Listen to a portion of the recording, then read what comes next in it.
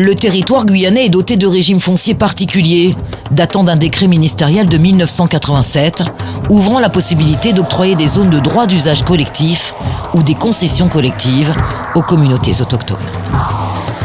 Puisque nous n'avons pas la conception d'acheter la terre. La terre, on en a besoin, c'est notre mère nourricière. On plante, on récolte et on n'abîme pas la forêt surtout.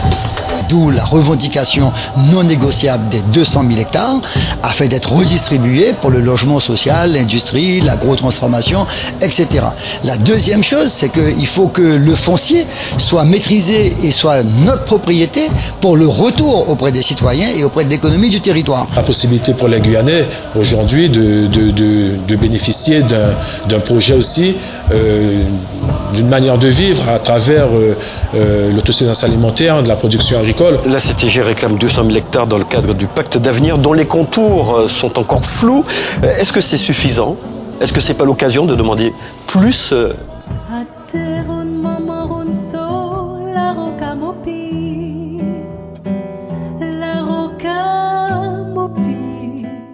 Alexis Tiouka, je suis juriste en droits humains et droits des peuples autochtones. Et sur la question de la restitution des terres et de la souveraineté, qui est un sujet très fondamental pour les peuples dans le processus d'émancipation à l'autodétermination, qu'il faut vraiment aborder dans le sens qu'est-ce que c'est le droit à la terre, c'est quoi le droit, l'accès à la terre, et c'est quoi exactement le droit au patrimoine et aux ressources naturelles. Et surtout, le droit permanent sur les ressources naturelles et sur le territoire. Ce qui amène à l'autodétermination des peuples.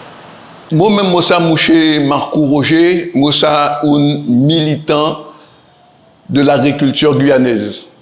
Ça fait plus de 30 ans que je pratique sa méthode culturelle pour apprendre, pour connaître, pour savoir comment nous planter, ça nous manger pour nous vivre bien et en bonne santé. Je pense que aujourd'hui, vu le nombre de petits agriculteurs, il y a un pays qui a occupé une part importante des surfaces cultivées, il faudrait que toute ces petits agriculteurs gagnent la terre, donc il y a une propriétaire de la terre. Jean Ringuet, agriculteur depuis maintenant 20 ans, ouais, 20 ans, un peu plus quand même. Je suis installé à la savane de Matiti. Depuis, je dirais depuis Macoria jusqu'à Sinamari, on est sur le domaine du CSG. Vous savez, le CSG a un vaste domaine en Guyane qui est un petit peu exploité par les agriculteurs. Et le reste est en sommeil. Vous êtes à la ferme Ringuet. La ferme, on est sur une ferme de 200 hectares. Un petit peu très diversifié, on s'est énormément diversifié, on fait un peu de tout. Les gens veulent venir voir ce qu'ils achètent, ils veulent venir voir ce qu'il y a dans le pays, le pays Guyane. Ils veulent être au contact avec leur nourriture, que s'approprier le pays, s'approprier les choses du pays. Je suis Madame Kweta Ané, je suis issue de la Guyane. Donc depuis 1656, avec l'esclavage, donc mes aïeux, ils ont ramené mes aïeux ici. Donc c'est tout bonnement que je suis rentrée dans le combat de la terre. Étant donné que mes grands-parents, mes arrières, déjà habitaient donc dans la commune de Mamalnouri, qu'on a enlevé de la carte de la Guyane. Donc on a expulsé donc, mes grands-parents. Le fait d'enlever mes grands-parents de leur terre de la manière la plus grossière et sans qu'ils soient indemnisés à leur juste valeur. Le principe de Terra Nullius, qui a été un acte royal pour s'accaparer des terres dites non habitées, alors que ces territoires-là ont été toujours habités par les premiers peuples qui existent sur ce territoire. Si je prends le point de la Guyane, c'est les Amérindiens de Guyane. je préférais plus dire les Kali'na, les Teko, les Wayana, puisque le terme amérindien, c'est une terminologie coloniale. Donc, à un moment, ces peuples-là doivent s'autodéfinir dans ce processus-là. Et pareil pour la population guyanaise, s'autodéfinir exactement qui sommes-nous sur ce territoire-là. C'est très important le sujet de l'accès des terres. Pourquoi? Parce que maintenant, vous savez, pour monter les dossiers, les projets, on vous demande, la première chose qu'on vous demande, si vous êtes propriétaire, si vous êtes bailleur, si vous êtes... Comment on fait? C'est ça le problème. Et à l'heure actuelle, lorsque vous êtes propriétaire, c'est clair, vous avez plus de crédit. Vous avez en Guyane, tout est à faire. Et il faut constamment monter des dossiers. Qui dit monter des dossiers, la première chose qu'on vous demande, on vous demande des garanties. La banque vous demande des garanties. Si vous avez un projet, on vous demande des garanties. Et lorsque vous n'êtes pas, comment dirais, vous n'êtes pas propriétaire, ça cause énormément de problèmes. Donc, on va penser que Jodla, sa capitale, pour tout Guyanais, qui a courage, qui a force, qui a volonté, qui a travail pour le pays, eh bien, il faut y gagner une bout de la terre. Nous avons fait des recherches au niveau du cadastre et avions trouvé le site là où nous occupons, donc sur la commune de Macoria, le site de Préfontaine. En 1999, nous avons créé l'association donc La Savane avec l'arrivée de l'EPAG. Nous nous sommes dit que certainement on aura des soucis avec cet établissement-là. Effectivement, ça n'a pas raté, hein, puisque tous les mois, nous étions convoqués devant les tribunaux parce que nous occupions cette terre-là. Et pour dire que ces gens-là sont sans état d'âme, ils sont arrivés avec chars, camions militaires, armés jusqu'aux dents, pour pouvoir venir détruire 4 bicoques. Moi, j'appelle ça des bicoques parce qu'il n'y avait rien qui était construit. Ce n'était pas des maisons, c'était des choses ouvertes. C'était une façon déjà, au premier abord, de nous impressionner. Mais c'était mal connaître la personne qui est là, qui s'appelle Kweta Annie. Nous sommes restés sur notre site. Nous avons continué à l'occuper. Au début, nous étions 40. Et au fur et à mesure, donc, puisque le site étant libre, sans occupation aucune, nous nous sommes permis, donné le droit d'occuper la totalité. La terre a été un processus de long combat pour les peuples, pour leur émancipation. Et lorsque vous n'êtes pas propriétaire, c'est pratiquement impossible de monter les projets. C'est pour cela beaucoup de projets à l'heure actuelle. Il y a des projets, il y a une bible de projets, une encyclopédie de projets, mais le problème c'est que la plupart des agriculteurs, ils ne sont pas propriétaires et ça ne tient pas la route. Quand ces gens ont créé les communes, chaque commune, eh bien, l'administration des DA, tu es allé en commune pour voir si ces gens connaissent faire l'agriculture.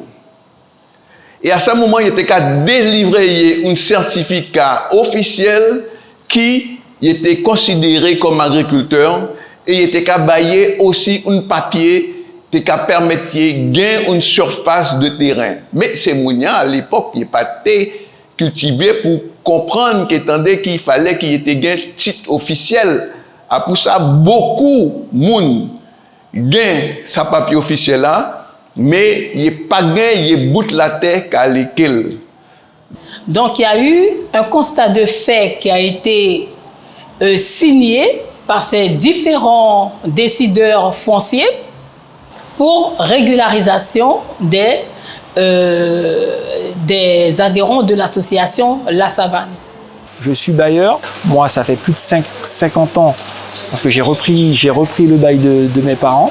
Ça fait plus de 50 ans que mes parents sont ici. On nous a, le CSG nous, comment dirais-je, on a signé un premier bail, on a signé un deuxième bail. Maintenant, je pense qu'il est temps qu'on passe en propriété privée parce que ça cause énormément de problèmes pour le développement et l'avenir de l'exploitation. autre obstacle fondamental là, à l'État français. L'État français qui a fait la pluie et le beau temps à nos côtés. Quant à ça a fait la terre, il y a milliers de dossiers qui bloquaient. Dans le processus de l'autodétermination qui emmène vers la décolonisation, il y a aussi un élément qui est fondamental, c'est la réconciliation avec les États coloniaux, de façon à entamer un processus de négociation pour élaborer des nouvelles normes dans le contexte national, afin que les peuples des anciennes colonies, comme en Guyane, comme en Guadeloupe, comme ailleurs, puissent avoir la maîtrise du foncier totalement comme c'est défini dans les normes internationales, comme le définit le droit international. On entend dire que si vous avez 55 ans ou plus de 55 ans, vous n'avez pas droit à la terre. Aligner les normes du droit international dans le contexte de la révision des codes. Je prends le code du domaine de l'État, par exemple, qui est à réviser totalement, enlever les sous-entendants qu'on entend dans le langage juridique français et de l'aligner directement sur les normes internationales, par exemple sur la Convention 169 de l'Organisation internationale du travail, qui pousse le peuple à disposer d'eux-mêmes et à maîtriser leurs terres dans le processus d'émancipation. Nous, ce qu'on demande, ce n'est pas seulement avoir droit à la terre, c'est que nous imposons le droit à la terre. Parce que nous sommes des Guyanais, nous sommes dans notre pays. C'est le droit le plus loyal, légitime, d'occuper nos terres. Nous avons une brigade pour nous mener, mais il ne faut pas nous attendre une brigade à commencer, il faut nous commencer le travail. Pour quand ils comprennent, nous déjà en autosuffisance. Sur ces territoires, il y a eu des hommes avant qui vivaient. Et l'histoire nous dit, dans l'histoire coloniale et post-coloniale, des hommes ont vécu ensemble, ont survécu ensemble et ont cohabité ensemble. Et c'est ce processus-là qu'on entend dans la restitution des terres et la souveraineté qui amène justement à l'émancipation de ces peuples-là, à condition que nous-mêmes en Guyane, nous soyons capables de nous autodéfinir qui sommes-nous exactement sur ce territoire-là. Je veux envoyer un message pour ces gens, pour qu'ils sachent, c'est le sang de nos ancêtres qui a coulé là. Leur sang a coulé sur ce sol. Chaque monde qui va faire, il travaille, il pas côté pour nous river et pour nous laisser pour nous petites bon bagage et bel bagage. Ce que je demande à ces gens, qu'ils aient du respect envers nous et qu'ils sachent que cette terre nous appartient et qu'il est hors de question que nous nous laissons faire. C'est pourquoi aujourd'hui, et ce que j'ai toujours dit à mes adhérents, nous ne luttons pas seulement pour 1 hectare, ni 2 hectares, mais on doit avoir la totalité de nos terres. Dans le moment où la terre est fondamentale, la terre colle aux pieds de l'homme, colle aux pieds du peuple guyanais, qui a été enlevé à l'époque coloniale et postcoloniale, doit revenir automatiquement à ces peuples-là. Ces peuples qui demandent cette restitution de façon inéquitable, de façon inaliénable, de façon imprescriptible, que cette loi-là soit inscrite justement dans toutes les révisions des documents au niveau législatif et au niveau national.